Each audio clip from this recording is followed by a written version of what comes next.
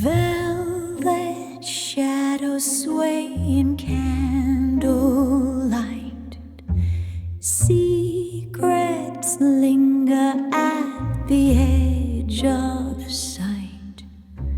Silken whispers slide through midnight air. She moves like danger. À la toute fin des années 20, alors que l'Europe pense encore les plaies de la Grande Guerre et que les nations se livrent à une course effrénée aux innovations, un ingénieur turc exilé dans la Méditerranée conçoit un engin volant aux caractéristiques incroyables. Ces plans, s'ils tombaient entre de mauvaises mains, pourraient renverser l'équilibre fragile de la paix.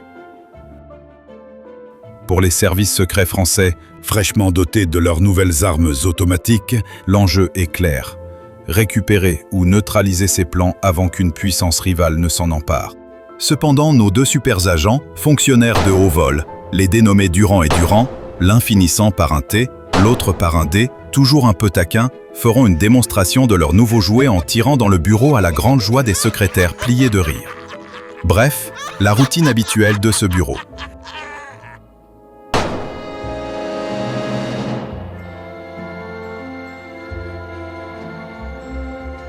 Elle s'appelle Diana Lambertin et elle appartient à une branche nouvelle et discrète des services secrets français. Formée à l'art du charme, à la boxe française et aux techniques les plus subtiles de l'espionnage moderne, elle s'apprête à entrer en scène.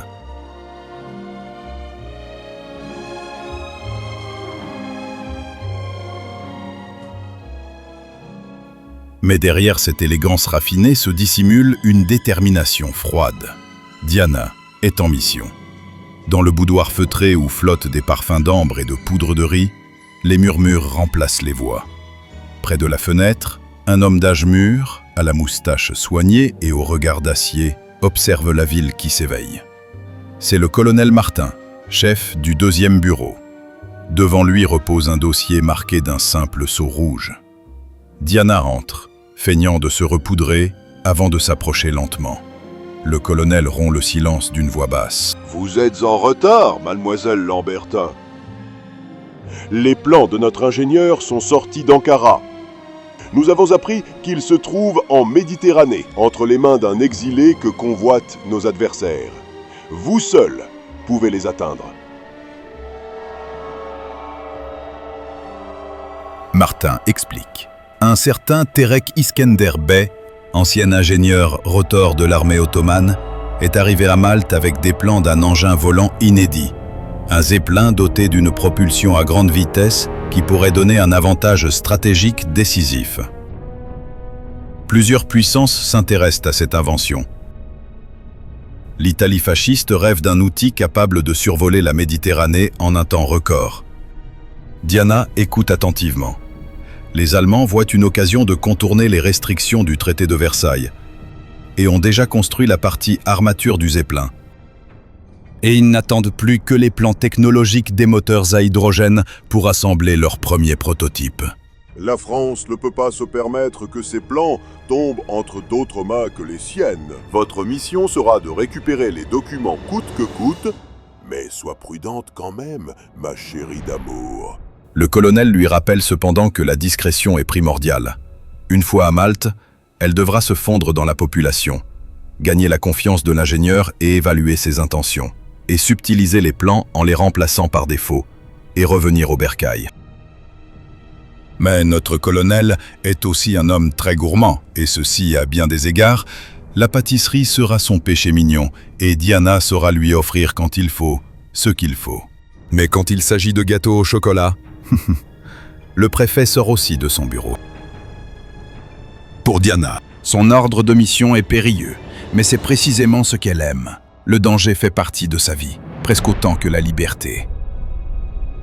À Marseille, le navire Argonia s'apprête à lever l'ancre pour La Valette. Sur le quai, l'agitation du port contraste avec la sérénité apparente de Diana, qui observe le ballet des dockers et le frémissement des cordages dans la brise marine.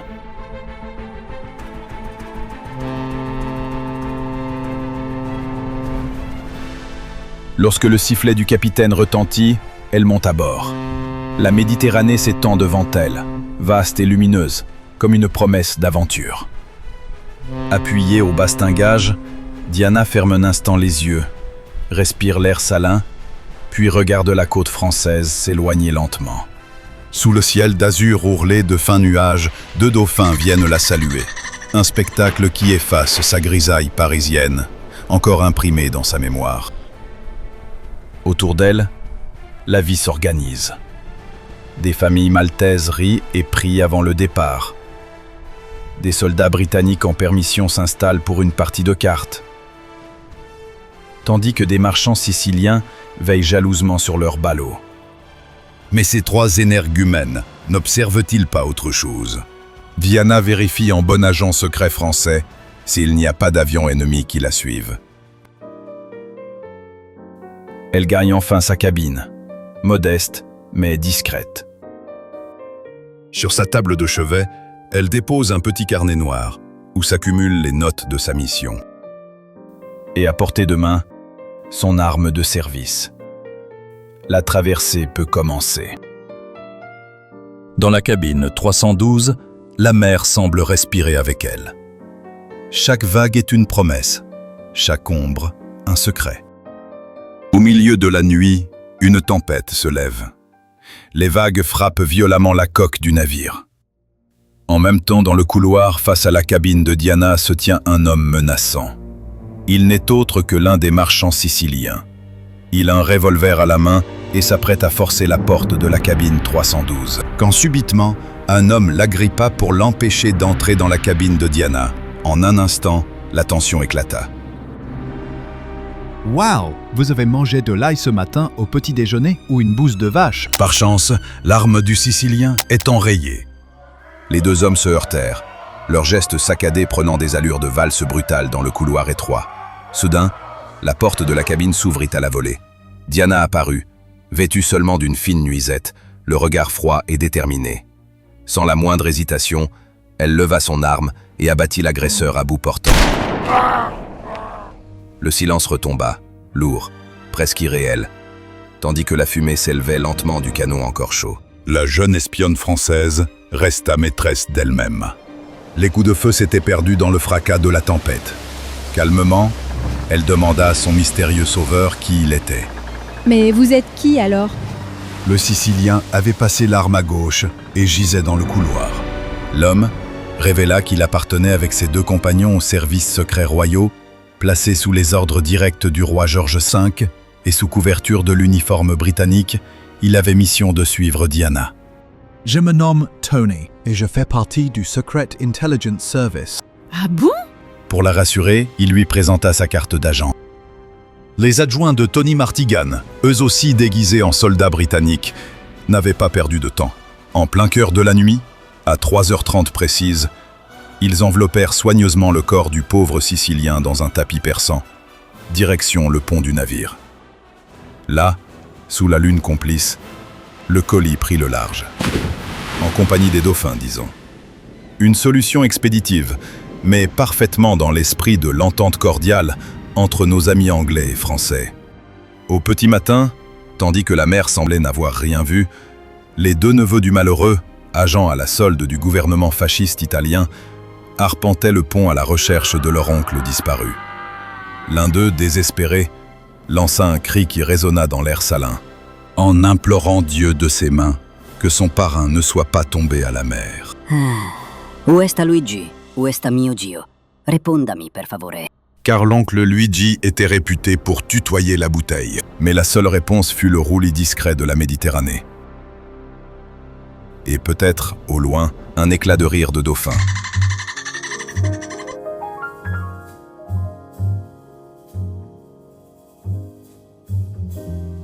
À son arrivée à Malte, dans la lumineuse ville de La Valette, Diana descendit la passerelle du paquebot de luxe qui l'avait menée jusqu'à l'île. Elle adressa un dernier salut au personnel du bord venu l'assister avant de rejoindre le taxi noir qui l'attendait sur le quai. En route vers le grand hôtel Palace de la Valette, la jeune espionne se plongea dans le livre sur Malte. Et puis, d'une voix douce mais assurée, elle demanda à son chauffeur. Savez-vous à quelle heure ouvre le musée des Chevaliers de l'Ordre de Saint-Jean, le musée le plus atypique de l'île de Malte? Notre espionne continua à parler au chauffeur qui finit par répondre. Je ne saurais vous dire, madame. Je suis Sarde, du village de Dorgali. Le chauffeur à l'accent italien très prononcé rétorqua. Et donc, je ne connais pas bien Malte. Peu après, la voiture s'immobilisa devant la façade majestueuse de l'hôtel. Diana descendit, signa les registres à la réception, puis rejoignit l'accès aux chambres où un gentleman bien mis, courtois, lui commanda l'ascenseur. Dans sa chambre, baignée d'une lumière dorée, Diana posa ses gants sur la coiffeuse et refit délicatement une retouche à son maquillage. Elle allait se rendre à la salle de bain lorsqu'une ombre se glissa dans la pièce. Un homme au visage marqué d'une cicatrice venait d'entrer discrètement. À genoux près du lit, il ouvrit une boîte transparente et libéra une mygale noire massive dont les pattes se déployèrent sur le tapis. L'araignée s'enfuit aussitôt sous le lit, silencieuse comme la mort. Sans un bruit, l'intrus referma la porte et quitta la chambre sur la pointe des pieds. La menace, désormais, reposait dans l'ombre. Diana sortit de la salle de bain de sa suite, fraîche et élégante, dans un tailleur bleu turquoise, très en vogue en 1928. Elle s'apprêtait à descendre au bar du palace avant le dîner. Dans le couloir, elle croisa une femme de chambre qui portait du linge de bain. Un échange de sourires, puis chacune poursuivit sa route. Au bar, l'atmosphère feutrée mêlait jazz et murmures distingués. Installée sur un tabouret haut, Diana savourait un cocktail Acapulco, spécialité de la maison. Vous dînez avec moi? C'est alors qu'apparut Tony Martigan, l'agent anglais qui lui avait autrefois sauvé la vie. Le hasard, ou peut-être le destin. Il lui proposa de dîner ensemble et elle accepta avec un sourire complice. Pendant ce temps, dans la suite 27, la femme de chambre Linda retrouvait en secret Joachim, un jeune employé de l'hôtel, avec qui elle vivait une idylle discrète.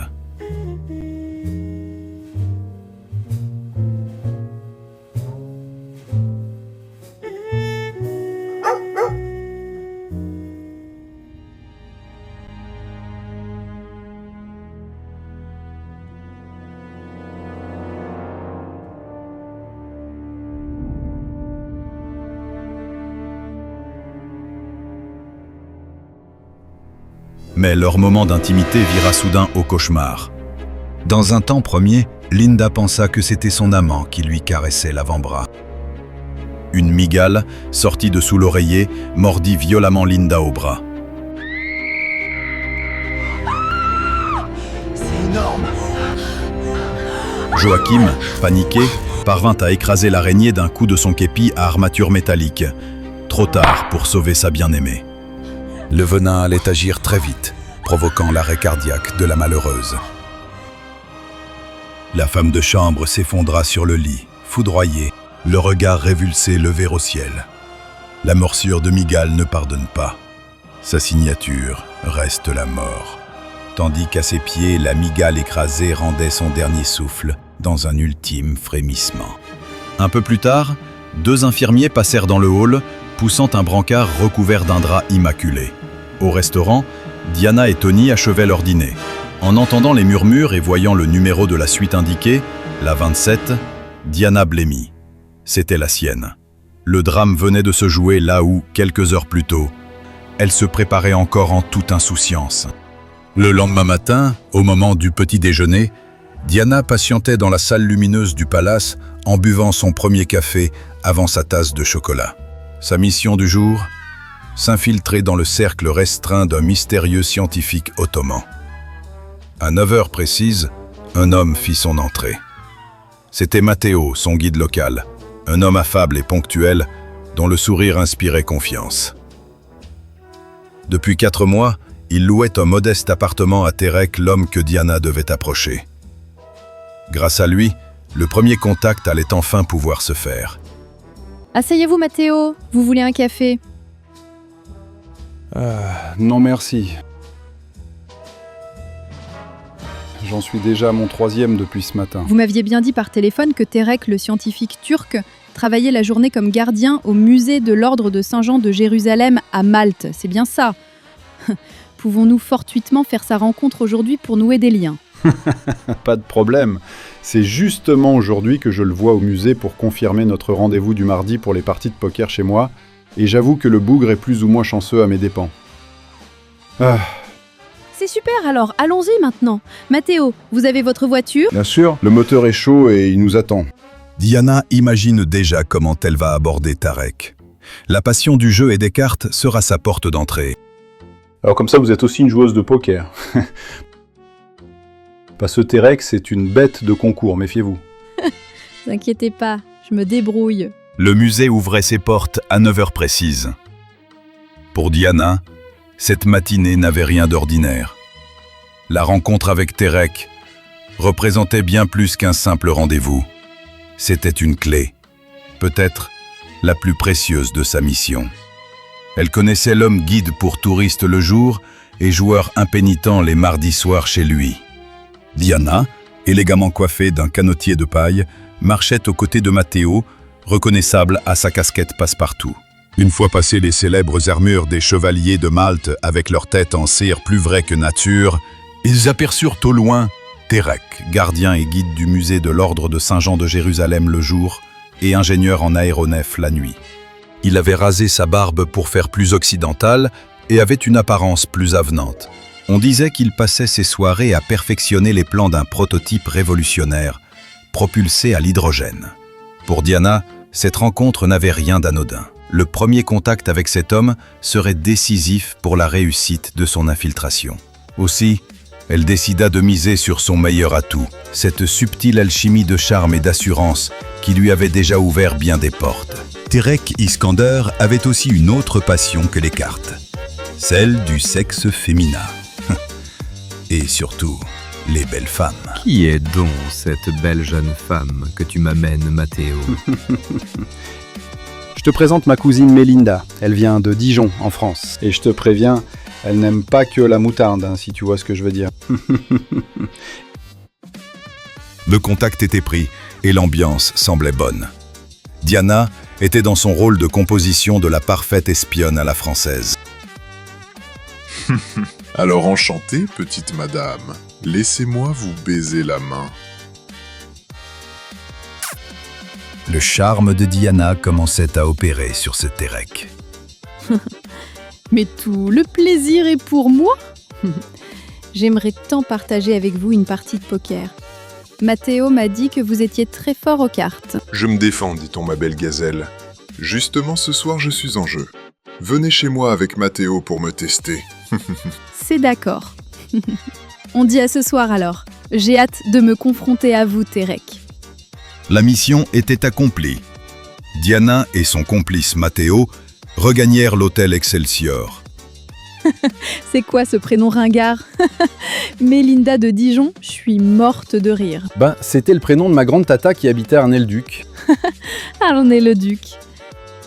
J'aime bien finalement. Je me sens un peu duchesse. Ah, Matteo, si vous n'existiez pas, il faudrait vous inventer. Le colonel Martin m'avait parlé de vous comme d'une recrue auxiliaire du 2e bureau, très inventive. Mais de là à me placer dans la ville de la moutarde, eh bien elle est forte celle-là. Allez, direction l'hôtel mon ami, et appuyez un peu sur le champignon. C'est comme ça. La nuit s'étirait chez Terek, lourde de fumée et de tension. Les cartes claquaient sur la table comme des coups de semonce. Matteo, déjà lessivé, s'était couché après avoir perdu un solide pactole. Désormais réduit au rôle de spectateur résigné, il sirotait son whisky en silence, les yeux mi-clos, mais l'esprit alerte, observant la partie qui se jouait encore face à lui. Un spectacle rare. Terek, pourtant renard expérimenté des tables clandestines, venait d'abdiquer. Bluffé littéralement par la maîtrise glaciale de Diana, son jeu précis, implacable, avait eu raison de lui. Elle se pencha vers lui avec un sourire en coin. La revanche, ça sera pour plus tard. Et surtout, plus intime. Cette semaine, je suis de nuit au musée. Faudra attendre la suivante, ma gazelle, pour ta revanche. Quelques jours plus tard, Diana était accroupie devant la porte de son appartement, profitant de l'absence du maître des lieux. Ses doigts agiles dansaient sur la serrure. Le déclic retentit presque trop vite, trop facilement. À l'intérieur, le bureau de Terek se révéla docile. Les plans du Zeppelin, sa création la plus sensible, reposaient là, comme posés pour elle. Elle les glissa dans sa valise en cuir brun, mais une sensation glacée lui remonta la colonne vertébrale. Tout cela avait été trop simple. En quittant l'appartement par le jardin, l'air humide et l'odeur de la terre retournée lui parurent soudain étranges. Elle se sentait observée. Les ombres semblaient bouger autour d'elle. D'un bosquet surgirent deux silhouettes. Terek, vêtu de son uniforme de gardien du musée, se tenait là, impassible, comme s'il l'attendait depuis toujours. À ses côtés, le jeune officier allemand, le docteur Kaltenbrunner, affichait un sourire carnassier. Ses yeux brillaient d'une satisfaction froide. « La France s'intéresse donc au prototype de notre cher Terek », murmura Brunner. « Tant mieux, sa valeur augmente, et sa vente, désormais, est acquise à la Nouvelle-Allemagne. » Diana décida de passer par l'autre sortie de la résidence côté rue pour rejoindre la voiture où Matteo l'attendait, moteur prêt. Alors déjà de retour? Comment ça s'est passé? Vous allez me raconter tout cela. Allez, montez, je vous ouvre la porte. L'étau venait de se refermer sur Diana et le jeu avait brusquement changé de nature. J'ai une drôle de sensation, Matteo. L'impression que cela s'est passé trop bien, trop vite. Bon, je rentre sur Paris dès demain.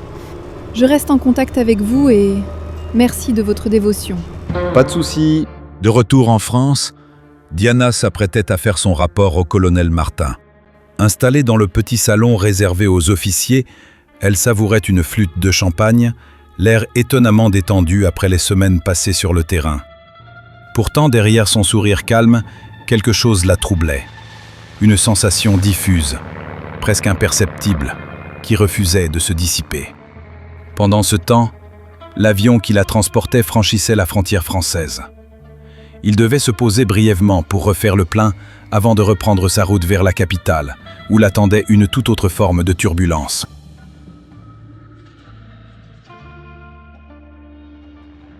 L'avion est arrivé sur Paris et s'apprête à amorcer sa descente.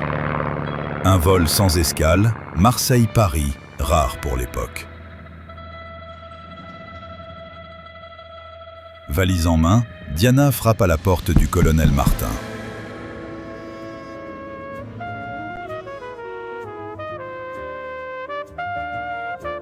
Les retrouvailles sont tendres et glamour. Le colonel Martin, heureux du retour de Diana, reprendra un ton plus sérieux. Posez votre valise, mademoiselle Diana. Les services scientifiques vont se charger de l'étude des plans.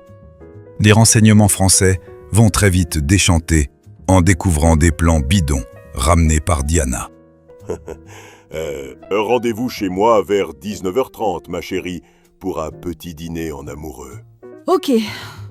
Je vais rentrer, prendre un bon bain et faire une petite sieste pour être en forme ce soir, Laurent. Gros bisous, je t'aime, tu sais. Des renseignements français vont très vite déchanter en découvrant des plans bidons ramenés par Diana. Il devenait désormais évident que le service avait été infiltré. Quelqu'un, tapi dans l'ombre, jouait double jeu. Une taupe. Un traître placé au plus près du dossier, au plus près de la mission de Diana. Les scientifiques étaient formels. Les plans, bien que très réaliste, ne pouvait en aucun cas permettre la technologie de l'énergie par hydrogène. Diana s'était fait manipuler. Les agents Durand furent rapidement écartés des soupçons. Trop patriotes, trop entiers, malgré leur désinvolture habituelle.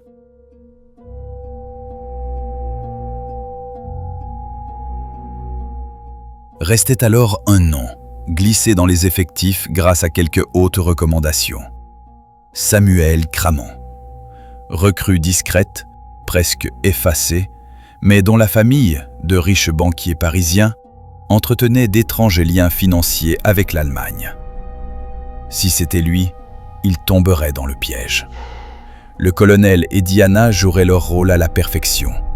Faire semblant d'ignorer que les plans remis étaient des faux, laisser croire que tout se déroulait comme prévu. Le traître, certain d'être passé entre les mailles du filet, finirait bien par contacter son correspondant allemand. Et à ce moment précis, il se dévoilerait. Et ce jour-là, il n'y aurait plus d'échappatoire. Et le soir même... Allô Brunner, c'est Samuel Cramon à l'appareil. Cramon. Comment ça va? Mission accomplie. Samuel Cramon se méfie et vérifie qu'il est bien seul à son bureau. Il lui a semblé entendre un bruit. Ces crétins sont persuadés d'avoir les vrais plans. Bon petit soldat. Alors, pour ma prime de 300 000 marks, je vous enverrai ma cousine chercher la valise vendredi. Bravo Samuel, l'Allemagne est sur le point de faire des grandes choses. Brunner, ne me trahissez pas. J'ai besoin de cet argent au plus vite. Il en va de ma vie. Des bruits suspects inquiètent de plus en plus l'agent double à la solde de l'Allemagne et il a hâte de raccrocher. Vous les Français, vous n'avez pas le sens des priorités. Tu as encore du travail à faire pour nous. Respectez notre marché Brunner et vive l'Allemagne. Je vous rappelle pour la suite. Soudainement, le colonel Martin, accompagné des deux agents Durand et Durand, ainsi que des soldats fortement armés, vinrent arrêter le sieur Samuel Cramon en flagrant délit d'intelligence avec l'ennemi. Le traître, estomaqué, leva les mains en l'air. Diana, furieuse d'avoir été bernée, assénit une gifle au félon. Écoute-moi bien, mon petit bonhomme. Tu as le choix entre la guillotine, la potence ou le peloton d'exécution. Alors tu vas faire croire à ton ami le teuton que tout roule pour toi. Et tu vas nous aider à détruire et éliminer ce zeppelin de la mort. On te dira comment plus tard. Ah sinon, oublie tes projets de devenir un jour président de la République, bouffon. Pas dans ce siècle. Au fait, tes 300 000 marks, c'est pour le trésor français. Et dégage de ma vue, sale traître. Le soir même, le deuxième bureau français était réuni en cellule de crise. Nous allons mener une action commune avec les services secrets britanniques pour neutraliser le projet Zeppelin hydrogénique, et ce, au cœur même de Berlin.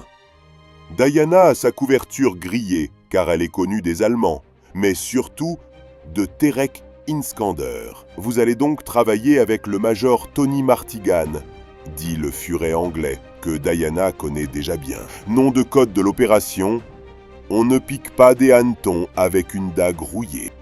Dès le lendemain, les agents anglais sont reçus dans les locaux du deuxième bureau français pour une collaboration étroite afin d'éradiquer le projet d'aéronef allemand. Diana semble cependant troublée par la présence de Tony Martigan, l'agent de l'intelligence service britannique. Je suis ravi de faire votre connaissance et de travailler avec vous. Colonel Martin, Diana m'a beaucoup parlé de vous et de votre efficacité de chef de service. Je sais que nous vous devons la vie de Diana lors de l'attaque sur l'Argonia. Grand merci, Tony, pour cette aide précieuse. Nous sommes fiers de collaborer avec vous. Colonel Martin, nous allons nous occuper de ce Kaltenbrunner et organiser la destruction du projet germanique. L'expédition franco-anglaise était en route. Les agents Durand, anciens chasseurs alpins, seront chargés de l'installation des explosifs et l'agent Martigan orchestrera la destruction du zeppelin et du bâtiment abritant les plans de l'engin. Ouf, on a passé la frontière de nos chers Allemands. Diana resterait à la logistique depuis son hôtel, sous légende. À Berlin maintenant, Tony. Si on croise des militaires allemands, ne les regardez pas dans les yeux, quoi qu'il arrive. Attention pour l'essence. Ils nous surveillent. Je sais. Continuez de rouler.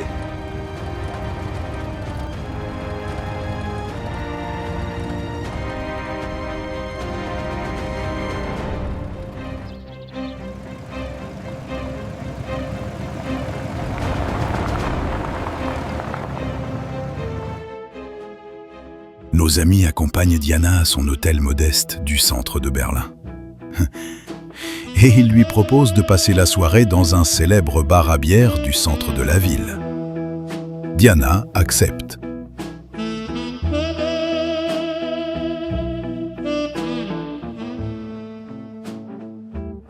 Et voilà, 2 grandes bières pour vous, messieurs. Merci beaucoup, mademoiselle. Santé. Pendant que les deux agents Durand et Durand sirotent leur boc de bière, Diana ne semble pas trop apprécier le spectacle que donne l'agent anglais Martigan. Il est apparemment sous le charme d'une serveuse bien pulpeuse et entreprenante. Soudain, l'atmosphère du bar se figea.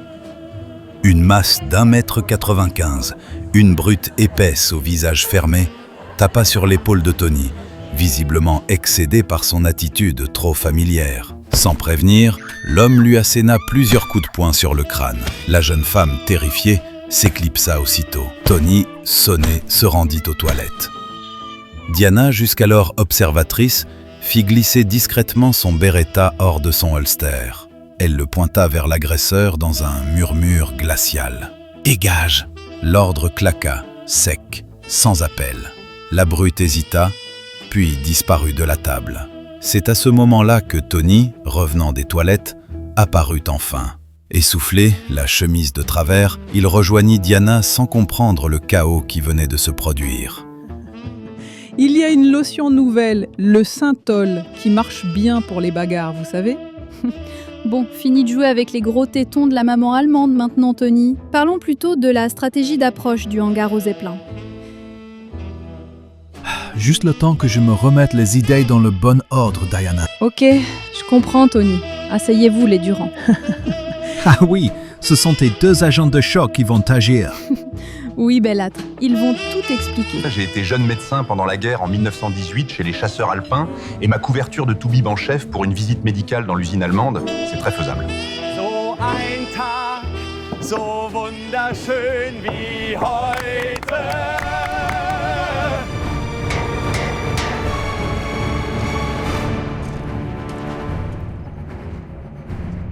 Aéroport de Flughafen Tempelhof, au petit matin. Le professeur Terek Iskander et le major Carlton Brunner se rendent à l'usine de fabrication du LZ-11 pour une tournée d'inspection.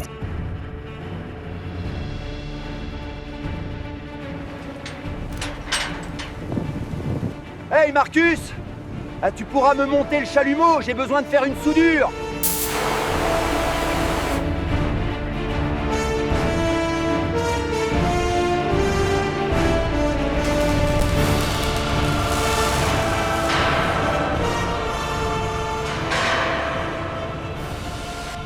Attention les gars, on va doucement.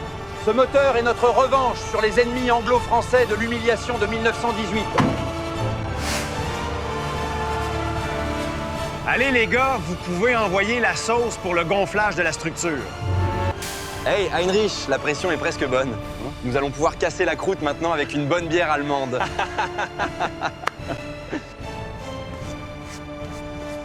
Hey Franz, notre LZ-11 est une pure merveille. Je crois que les premiers essais vus dans 5 jours.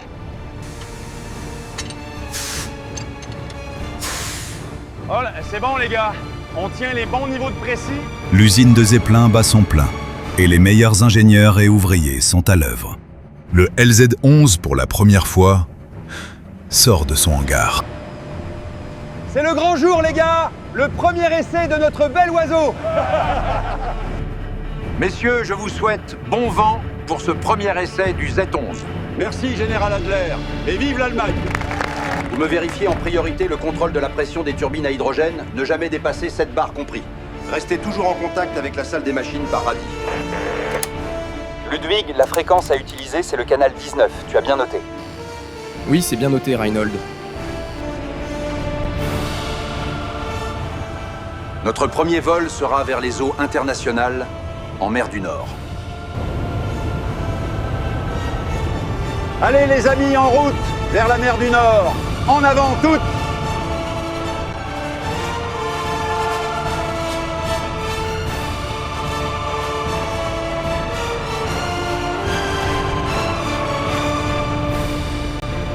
Le LZ-11 survole la mer du Nord à faible altitude, faisant presque du rasemote sur les flots.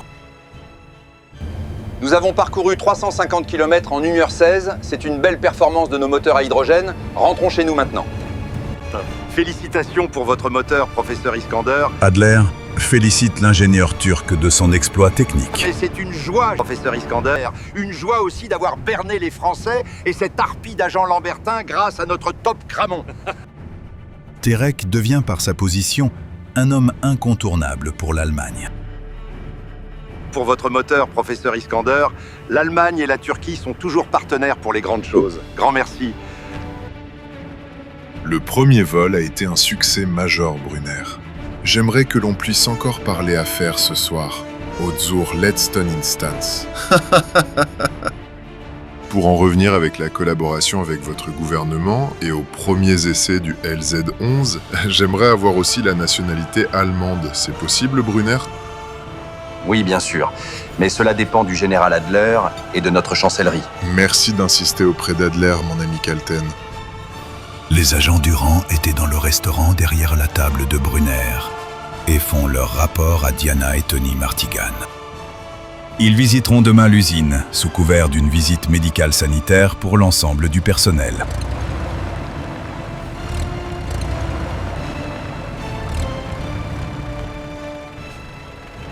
Dites-moi, où se trouvent les bureaux de votre responsable de site? C'est très urgent. Vous faites demi-tour, et pour voir le chef Hansmann, c'est la porte intérieure à droite, il est là, je viens de le voir. L'opération fut orchestrée en amont par un coup de téléphone prévenant le chef de centre Hansmann de la visite de 2 émissaires médecins gouvernementaux pour une visite d'urgence sur les lieux mêmes du centre technique de l'aéronef. Après s'être annoncé auprès du secrétariat du chef Hansmann, nos 2 faux médecins allaient jouer une des missions les plus délicates et difficiles de leur carrière. Nous sommes les médecins de Berlin pour le soupçon de risque de typhus dans votre zone d'activité, car d'énormes rats infectés ont été retrouvés près de votre centre. L'évacuation du site s'amorça dans une rigueur toute germanique, réglée comme un mécanisme d'horlogerie. Tony Martigan, enveloppé dans sa combinaison sanitaire et armé de son équipement pour traquer les nuisibles, s'avança vers le bâtiment où étaient conservés les précieux plans et les archives du projet LZ-11. Mais très vite, quelque chose détonna dans cette discipline parfaite. Les Allemands ne se contentaient pas de vider la zone. Dans le tumulte maîtrisé de l'évacuation, ils avaient extrait de son hangar leur zeppelin prototype, qui, malgré le confinement ordonné, semblait prêt à s'arracher au sol et à prendre son envol. Une menace silencieuse flottait déjà dans l'air. L'objectif de l'agent anglais était clair, détruire le coffre renfermant les plans. Pour y parvenir, il comptait sur un explosif encore expérimental, le C2, futur plastique. 10 fois plus puissant que la dynamite, ce nouvel outil garantissait l'anéantissement du coffre-fort sans le moindre doute. En même temps, le LZ-11, avec un équipage réduit au minimum, s'élevait dans les airs. L'agent britannique Martigan avait repris son camion sans prendre même la peine de se changer. L'urgence était de se concerter au plus vite avec les autorités françaises pour agir.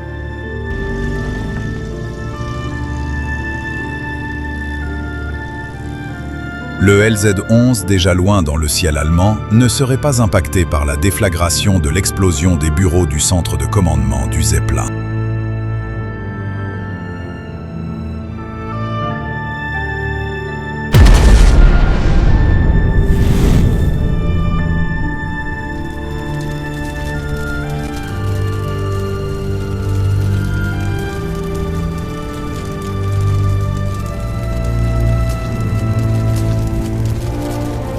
Mission partiellement réussie. Le bureau contenant les plans est détruit, mais le LZ-11 a décollé. Il faudra l'abattre avant qu'il ne revienne dans les eaux du Nord. Ce ne fut qu'au bout de 2 longues heures que le LZ-11, glissant dans le ciel comme une ombre épuisée, finit par amorcer sa descente. À court d'hydrogène, il économisait chaque souffle de sa propulsion, dérivant lentement vers le nord. Là, aux confins du Reich, la base militaire de Lübeck-Blankensee, la plus septentrionale d'Allemagne, l'attendait, noyée dans un silence des brumes du soir. C'est sur cette enclave isolée que le géant d'acier trouva enfin refuge, dans un atterrissage aussi fragile qu'inattendu.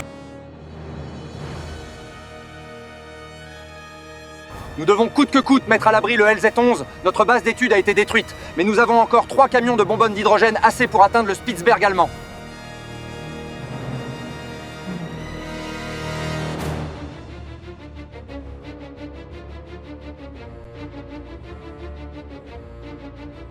Salut beauté. Je t'ai pas trop manqué. Bon, tu sais quoi, sur les planques des Allemands, t'as entendu quelque chose, un endroit, une île déserte du Nord? Réponds quand on te cause, l'ami. Pendant ta petite romance avec Brunner, il t'a jamais soufflé l'existence d'une planque, d'un nid bien caché où les Allemands fileraient planquer leur matos si ça tournait au vinaigre? Cherche bien, parce qu'ici, tes jours sont numérotés. Alors si t'as un instinct de survie, c'est le moment de collaborer, mon petit pote. Il m'a juste parlé une fois, pendant un soir arrosé de schnapps et de filles, d'un endroit où l'Allemagne disparaîtrait si tout se disloquait. Il évoquait sans arrêt le Spitzberg, et les ours polaires, et l'huile de phoque aussi. On va vérifier tes informations, Cramon. Ramenez-moi ce branquignol au trou, et si cela se recoupe, tu sauves tes miches pour un temps. Mais on n'en a pas fini avec toi.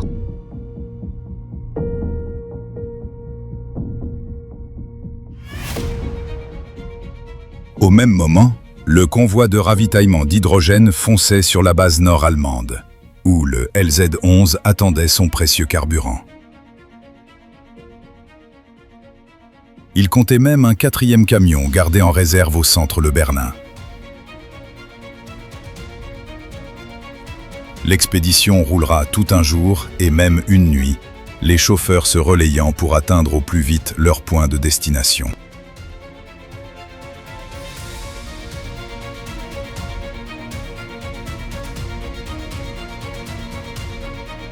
La cargaison arriva au petit matin, où le personnel au sol commença le remplissage d'hydrogène du Zeppelin. Brunner et le général Adler tenèrent conciliabule. D'après nos météorologues, nous ne pourrons faire décoller le LZ-11 que dans 2 jours pour avoir les vents favorables, et maintenant nous avons fait le plein d'hydrogène. Il y a urgence. Il faut cacher le Zeppelin au plus vite, car il enfreint en plein de traité de Versailles, et nous ne sommes loin d'être prêts pour une guerre maintenant. À Paris, dans la salle de briefing du 2e bureau, une réunion stratégique se déroule à huis clos. L'agent Tony Martigan du secret de service anglais prend la parole. Le gouvernement allemand n'a pas le choix. Ils doivent cacher leur prototype qu'ils appellent LZ-11. D'après nos informations, ils auraient fait atterrir le Zeppelin dans leur base militaire du Nord. Notre force aérienne, la Royal Air Force, détruira le LZ-11 dans les eaux internationales et fera passer cela comme un simple accident. Et le tour, comme vous le dites en français, sera joué. En tant que chef des services secrets français, je vous confirme que nous allons neutraliser et kidnapper le dénommé Terek qui, d'après nos agents infiltrés en Allemagne, a pris la poudre d'escampette pour son retour au pays, en Turquie, et plus précisément à Istanbul, là où il loge en tant que citoyen turc. Nous saurons stopper cet individu. Diana et ses adjoints vont s'en occuper. Ce que nous savons de Terek, c'est qu'il aime le jeu, l'alcool et surtout les femmes. Il fréquente à Istanbul un club, la boîte de nuit Lalla Fatima, où les femmes font la danse du ventre, mais pas que. C'est dans cette turne que nous allons le cueillir, il faudra juste être un peu patient. La riposte alliée se résume à 2 opérations nettes. Aux Anglais, la destruction du prototype, aux Français, la capture du scientifique turc. Nous le neutraliserons, nous l'enlèverons et nous le ramènerons en France. Mission claire. Objectif assumé, rétorqua Diana à l'Assemblée.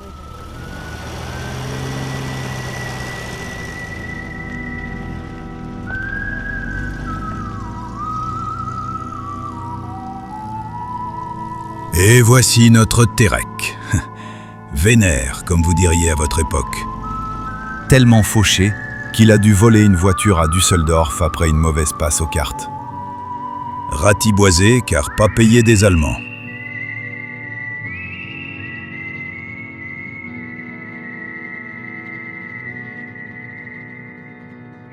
Et il rentre au bercail en posant sa valise sur son lit. Mais le démon de midi le reprend. Direction le club Lalla Fatima, histoire de se changer les idées. À peine revenu à Istanbul, notre gaillard retombe dans ses vieilles habitudes. Il file droit vers sa danseuse préférée, celle à qui il a déjà promis le mariage. Au moins 1000 fois. Et comme toujours, elle attendra sûrement la 1001e pour commencer à y croire. Tu es revenu pour m'épouser, Terek, ou quoi? Ma belle Khadija, et je vais souvent venir te voir pour nos petits moments intimes, ma belle Rose des Sables. Et emballer, c'est peser. Et comme on dit dans le langage populaire, il remet le couvert. Khadija rayonne. On dirait même qu'elle recommence à croire à sa petite romance d'antan. Cette fameuse bluette qu'elle avait rangée au grenier de son cœur. Accrochée au bras de Terek, elle descend tranquillement la rue vers son appartement, à peine 500 mètres plus bas, mais assez pour rêver à un avenir rose. C'est alors que Monsieur Charme en personne dégaine sa demande. « Tu sais, on m'a volé à Düsseldorf. Tu pourrais pas me dépanner de 800 livres ?» Le tout servi avec un air de chaton abandonné, évidemment. Un baiser passionné plus tard, Khadija fond. Et lui estime déjà que l'affaire est dans la poche. Ou plutôt, dans le sac. Et puisqu'on parle de sac, ironie du sort, celui de Terek ne contiendra pas de billets, mais bien sa tête. Oui, sa tête dedans, façon colis express. Car nos deux super agents Durand T et Durand D, déguisés en Zorro du dimanche, ne vont pas manquer leur entrée héroïque-comique. Ils surgissent, hop, enlèvent le pauvre Terek sous les yeux de sa Khadija, qui restera célibataire plus longtemps que prévu. Et ensuite, en voiture. Petite promenade improvisée. Mais attention, trajet simple, pas de billet retour. Une balade comme Terek n'en rêvait pas.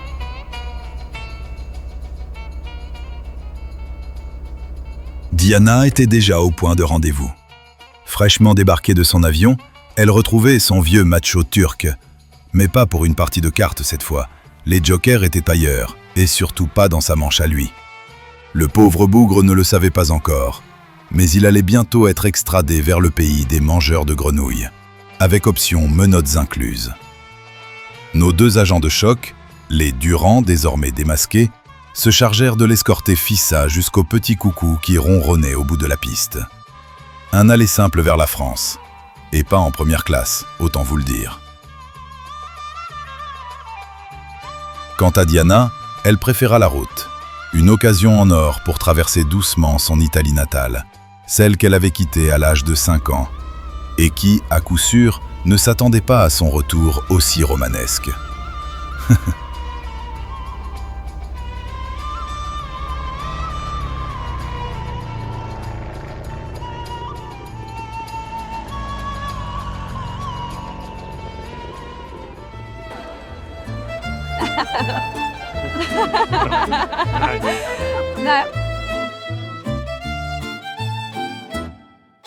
Sotto il sole della Toscana, un amore sta per sbocciare. La tua voce melodia lontana fa questo vecchio cuore sognare. Oh bella mia, tesoro mio, balla con me questa canzone, con un bacio bacio ti dico addio, no ti porto nel mio cuore.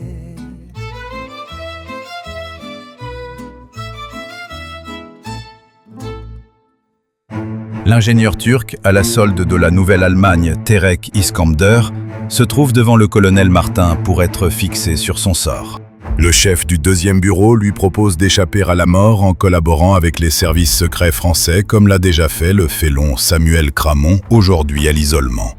Terek resta dans son mutisme comme si la mort lui importait peu. Un peu dérouté, le colonel Martin et Diana Lambertin ordonnèrent son retour en cellule en attendant d'avoir trouvé d'autres leviers pour le faire parler. Côté allemand, les vents étaient maintenant favorables. Le LZ-11 prenait son envol pour le Spitzberg du Grand Nord avec une autonomie suffisante pour l'atteindre et se cacher des regards alliés. Leur retour serait assuré par le navire marchand, le paquebot Valkyrie, qui attendait déjà leur venue étant sur place. Kaltenbrunner avait fait aménager 6 postes de défense avec des mitraillettes anti-aériennes gros calibre très perforantes dans des compartiments autonomes prévus à cet effet.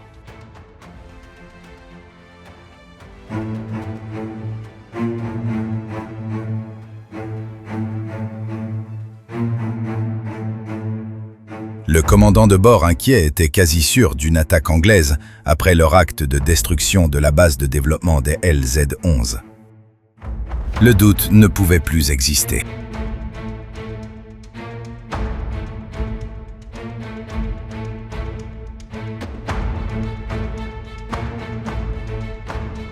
Kaltenbrunner essaya de rassurer son général de la réussite de la mission camouflage du LZ-11 dans le Grand Nord. Mais Adler était dubitatif et craignait une escalade après cette sérieuse entorse au traité de Versailles de 1918. Sur place, le Valkyrie attendait patiemment l'arrivée du Zeppelin et pendant ce temps, son équipage s'adonnait corps et âme au massacre des phoques.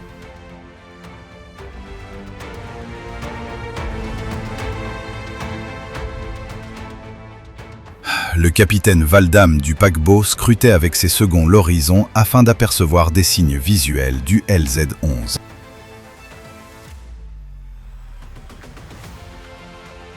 Côté anglais, Tony Martigan était passé sous chef des services secrets anglais et organisait le briefing pour le départ de l'escadrille d'interception du LZ-11 et de sa destruction.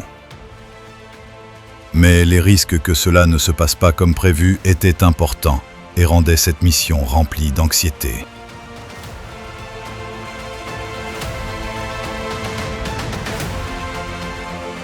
Mais la brigade aérienne de pilotes d'élite fraîchement créée voulait en découdre et ne manquait pas de courage. Direction leur avion de chasse dernier cri de la Royal Air Force.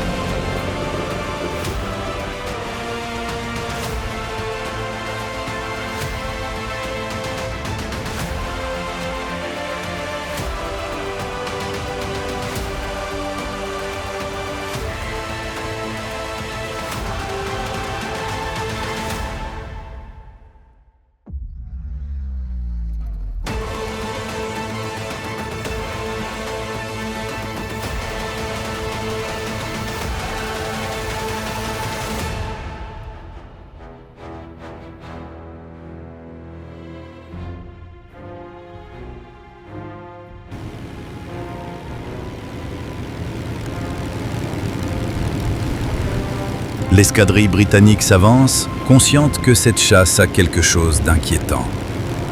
Lorsque la silhouette du LZ-11 apparaît, le silence du ciel se brise.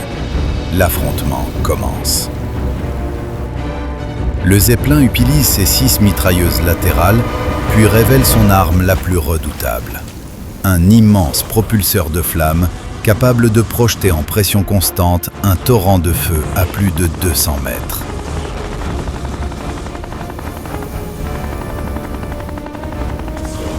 En quelques secondes, 5 avions anglais s'abîment en mer.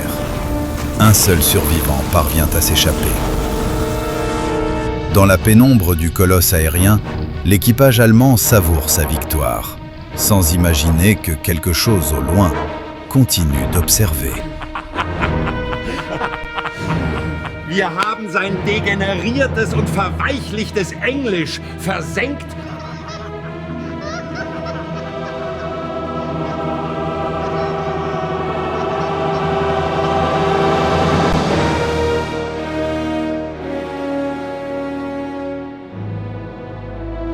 Diana, par intuition ou devoir, s'était rendue par les airs sur le premier porte-avions de la marine française, le Béarn. Elle est en réunion militaire avec l'amiral Jean-Marie Ducellier, chef de la flotte française moderne des années 1930. C'est là notre ultime chance de les arrêter. Nos alliés anglais ont payé de leur vie l'erreur d'avoir sous-estimé leur puissance et leur ingéniosité. Voilà pourquoi l'appareil de reconnaissance qui m'a conduit jusqu'ici repartira immédiatement en mission. Il nous transmettra la position exacte de l'ennemi. Dans 48 heures, pas une de plus, nous devrons avoir étouffé la menace allemande avant qu'elle ne prenne son envol. Mais attention, nous devons rester hors de portée de leur arme fatale, car la propulsion de flammes sortant du LZ-11 est de 200 mètres environ. En dehors, nous ne risquons rien. Rien n'est encore perdu pour la France et ses alliés. Cette mer du Nord décidera du destin de l'Allemagne, ou d'une autre. Mademoiselle Lambertin, en tant qu'amiral de France, vous avez toute ma confiance. C'est tout pour le moment. Mais je vous promets une suite de ouf. Patientez, cela va valoir le coup. Pas de lézard, cela va décoiffer avec un rebondissement inattendu.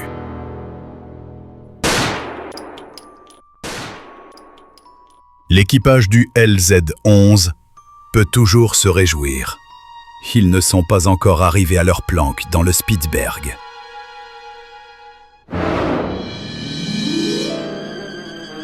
Cinécast présente Diana Lambertin, l'espionne du vent.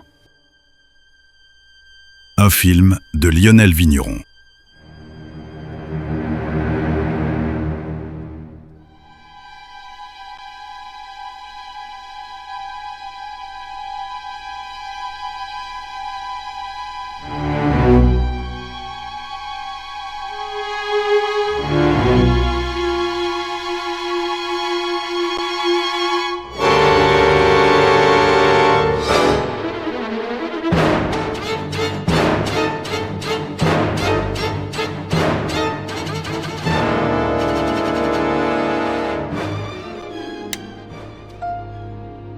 À voir très vite sur MLQ, bien sûr.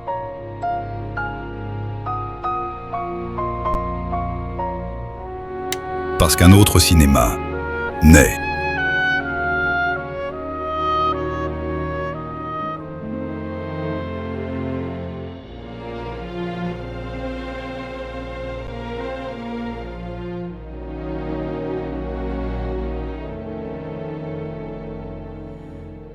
Where have you gone? Why did you leave? Was your kiss a scheme to just deceive?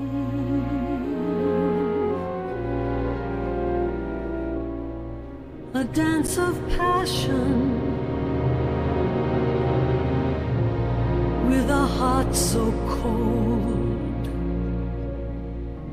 Your lips a weapon, your touch so bold.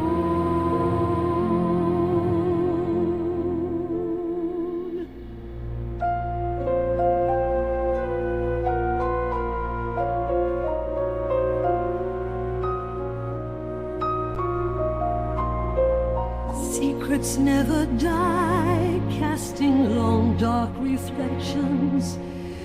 Love never lasts after hearing their recollections. How can you live knowing it's all a lie? The only grain of truth is secrets never